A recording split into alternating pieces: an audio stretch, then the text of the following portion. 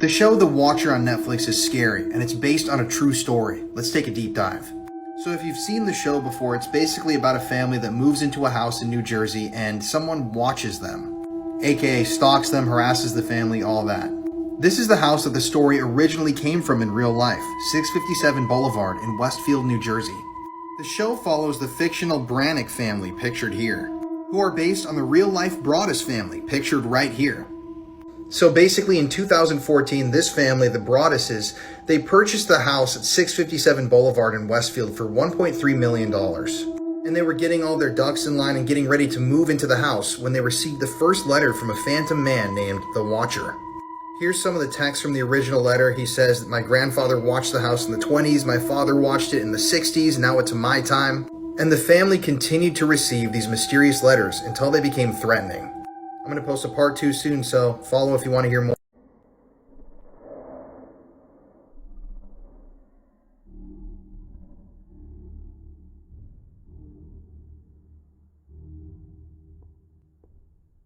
I was raped and beaten to death by 6 men.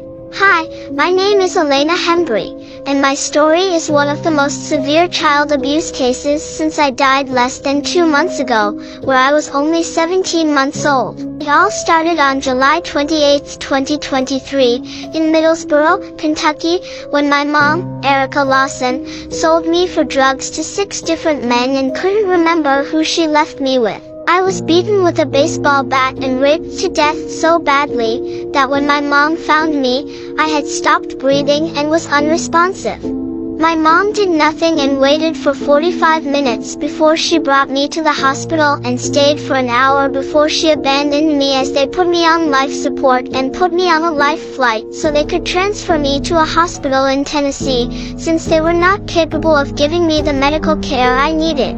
Once the flight landed, I was pronounced brain dead and succumbed to my injuries. My dad and grandparents came to the hospital and were able to say their last goodbyes.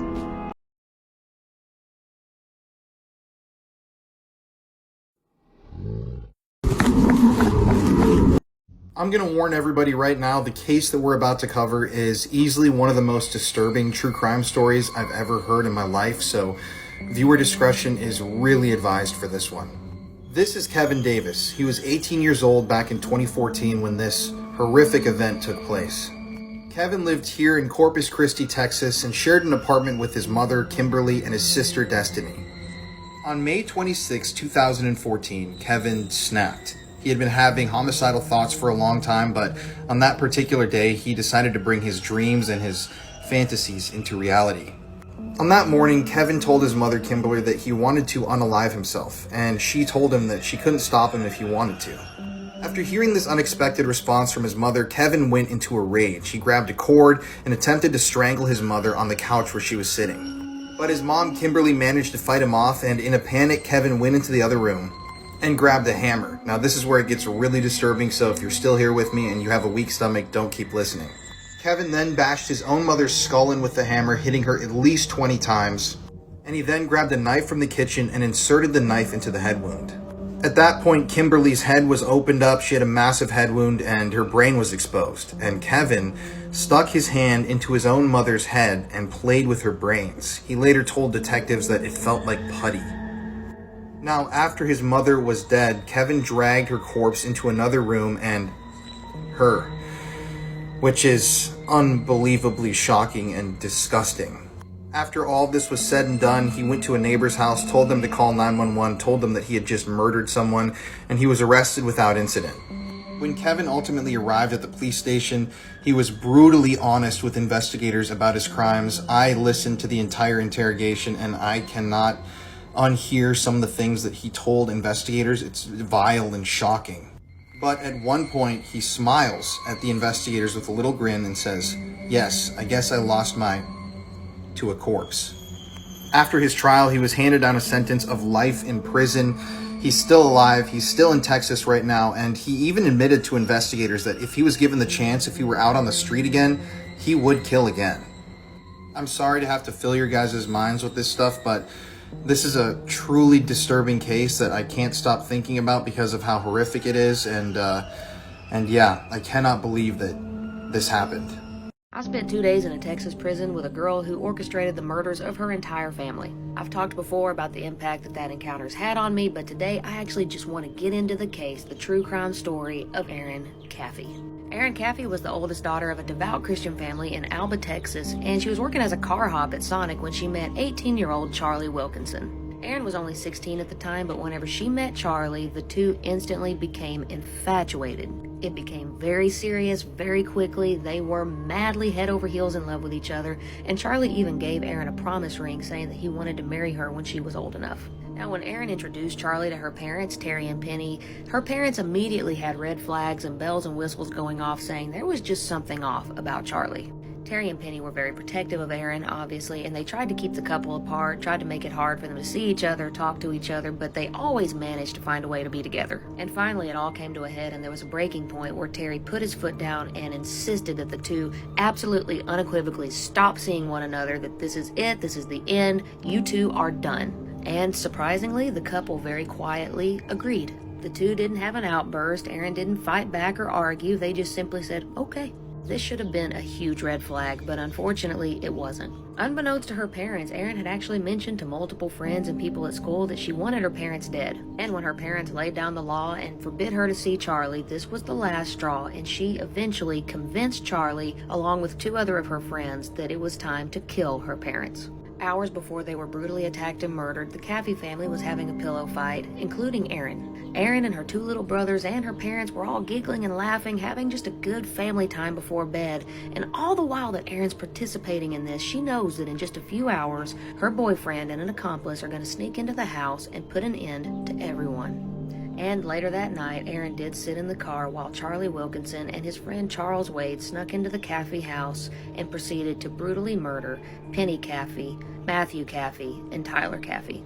The two boys then set the house on fire and fled the scene. The father, Terry Caffey, miraculously survived and crawled out a window and proceeded to crawl for the next hour to get to a neighbor's house to call for help. Erin is said to have celebrated and high-fived the boys, saying that was effing awesome, glad that's over with. Because in her eyes, she was free, it was over, they could now live happily ever after. Erin and her accomplices were all convicted of 3 counts of capital murder. Terry, the father, has since forgiven all of the murderers, including his daughter, and he continues to have a relationship with Erin to this day. This is Peter Scully, one of the worst pedophiles in world history. I'm about to tell you his story, but seriously guys, this one is incredibly disturbing, it's so dark, and viewer discretion is really advised for this video. So Peter Scully, he's still alive. He was from Australia, he had a family there, but he was engaging in criminal activities and he eventually fled the country and moved to the Philippines. And this is where the darkness really began. While he was in Australia, Peter Scully started up an international child sex abuse ring. The things that were done to these kids are, I can't even talk about them here on TikTok, but he also started up a pay-per-view video service. And with these videos, he was producing CP, but one of the most extreme forms of CP that can possibly be produced. So how did all this happen? Well, when he was out living in the Philippines, Peter Scully had 2 Filipina girlfriends. They would go out to the streets, they would find kids that needed money or looked impoverished, they would bring them back to the house they shared with Peter, and the things that went on afterwards are literally unspeakable. Remember, like I mentioned before, Peter was the head of an international ring of people that enjoyed the abuse of kids, and he provided videos for these clients. But his most infamous video was titled Daisy's Destruction. This video that he produced was so extreme, so hardcore that people on the internet, when they heard about what happened in the video, literally thought that it was an urban legend, and they thought that there was no way this could be real. This is an actual screenshot of the beginning of the video. This is a screenshot from the very beginning of the video. In the video, 3 young girls are repeatedly tortured for hours and hours on end by Peter Scully and his 2 girlfriends from the Philippines. They are beaten, they are sexually abused. I can't even describe, like I said on TikTok, some of the things that happened in this video. And 18-month-old Daisy. Now keep in mind that all of this was on camera. That's the most disturbing part of this. One of Peter's victims actually ended up dying. They were buried in his house. And this sick individual literally sold that video footage across the world. And what's even more disturbing is that there were lots of people willing to pay to see that video. I'm not kidding. People were paying $10,000 to view this video. That is absolute insanity that there are people that sick out there in the world. And this is only the beginning of the crimes that this guy carried out. Some of the other stuff that we're going to touch on is absolutely disgusting. It's just horrific. And the story of how Peter Scully was eventually identified and arrested is extremely captivating. I'm going to run out of time here on this video, but if you want to see a part 2, let me know below. The story is far from over. This had to be a horrific way to die. 61-year-old Mary Cerruti lived alone in Houston, Texas, and she was known to be a bit of a loner, didn't really have any close family or friends, and she had been married and divorced twice. And after her second divorce, Mary had kind of come to peace with the fact that she was probably never going to find love or have a family of her own, and so, to fill that void, she began adopting and taking in stray cats in the neighborhood into her home. And Mary seemed pretty content and happy with this lifestyle. She had a lot of cats in her home that needed her love and time and nurturing, and that's what she spent her time doing. Now, in her little Houston neighborhood, Mary had neighbors, though she was never really close with any of them, but her neighbors did become concerned when the shrubbery and trees and grass around her house became extremely overgrown, almost swallowing the house, and the mail on her front porch had stacked up ridiculously high. And so the police were eventually called to do a wellness check on Mary. They knocked on the door, no answer, the house is dead quiet. Eventually, police were able to find somebody who had a spare key to Mary's house, and they used that to get in the front door. And y'all, when they opened that front door, they were hit in the face with this horrible smell. It was the smell of death and decomposition, and the police look around the house and see dead cats everywhere. So they began the process of combing through the house, calling out Mary's name, trying to find where Mary is. And the smell is horrible. It's just a horrible scene in this house, and they check every room, under all the beds, in the closets, and they cannot find Mary anywhere. And y'all, weeks go by, and they've called family members, they've called any friends that she had saying, hey, did Mary mention leaving town or going somewhere new or moving? And they were like, no, we haven't heard a thing. Eventually, the case went cold, and the house went up for sale and was purchased by a new family who began the process of renovating it and kind of making it livable again. And one day, one of the new owners pulled the attic door down to kind of go up in the attic and see what's up there. And at first glance, as he's shining a light and kind of looking around the attic, there's nothing out of the ordinary, it's just an attic. But then something catches his eye. He looks in the far corner of the attic up against the outside wall, and there's a floorboard that's kind of popped up like this. And as he gets over to this floorboard, he looks down, and below this floorboard is a gap about this wide that goes from the attic all the way to the bottom of the house. And so he gets his light and he shines it down there, and he's looking to see what's down there, and all of a sudden he sees a head of hair. And as it would turn out, this head of hair would belong to the previous owner of the house, Mary. Tragically, Mary had apparently gone up into the attic to check on some of her cats who used to like to sunbathe in the windows of the attic, and when she had gone to check on the cats, she had stepped on this floorboard that she didn't know was loose, and that floorboard popped up, and she dropped down almost like it was a trap door and fell between this gap in the walls, and she falls with her hands up. She slid all the way down, not able to maneuver at all. She is just stuck in this position. And for days, Mary screams out for help. She's trying to make any noise she can to let her neighbors or anybody passing by know that she is in big trouble. But because Mary was a loner and didn't really have any close relationships that she kept up with on the daily, nobody really realized that she was missing until it was too late. And so, sadly, Mary just had to spend her last days, her last week of her life, trapped in this wall, knowing that she was going to die there, that nobody was coming for her, and ultimately she did pass away in the walls of her house.